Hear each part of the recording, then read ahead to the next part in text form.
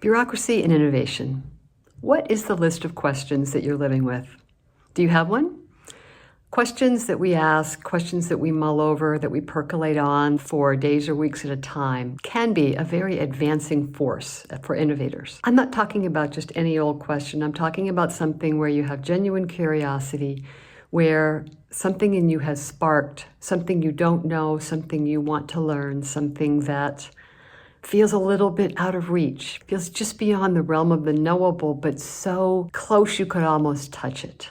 Those are exciting questions to live with. Those can take you a step beyond the norm, a step beyond common knowledge, a step beyond what your competitors know, a step into something that is ready to start to take a form. And the questions that you hold will, in effect, begin to allow a form to come forward. This may sound really vague, but it's actually something quite tangible as you work with it. I remember a time when I was working in corporate communications, and we had to come up with a name, a new title, very specific language for a new product in the company. And I was holding and holding and holding that question and letting all the different gyrations, all the potential terminology just churn in my mind. And it went on for a few days. One day I literally could feel something start to click into place, and it was almost there, and it was almost there.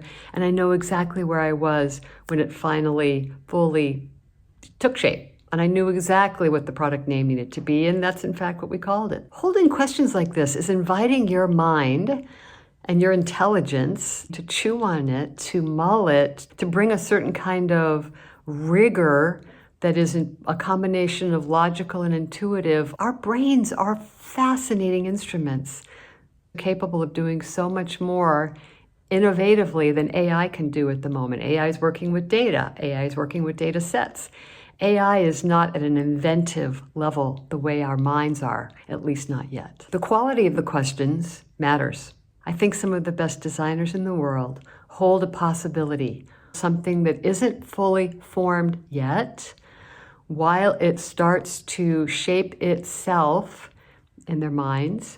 And I don't mean for this to sound like it's always a solo activity. A lot of times, this kind of cooking, this kind of churning is done with many people involved with a single focus. In fact, if you're not getting headway with a question that you're holding, if you're not beginning to feel some kind of opening breakthrough, insight, perspective that you didn't have, after a few days or weeks, probably time to bring somebody else in and let their perspective start to support this turning and churning of the question and what it can reveal in your own mind.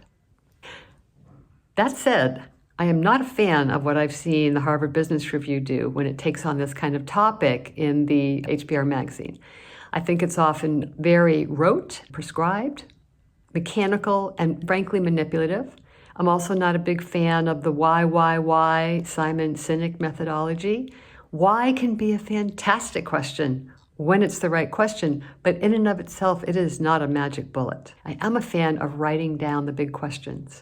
I am a fan of keeping a log, a journal, because sometimes the most valuable can sometimes in the beginning be the most elusive. To have the question and it can almost feel like it's flittering away. And what you need to do is grab it and land it. And one of the ways to land it and anchor is by writing it down. Write it down in a smartphone, write it down on a piece of paper, write it down in a journal. Now, if you're a leader, here's a question for you.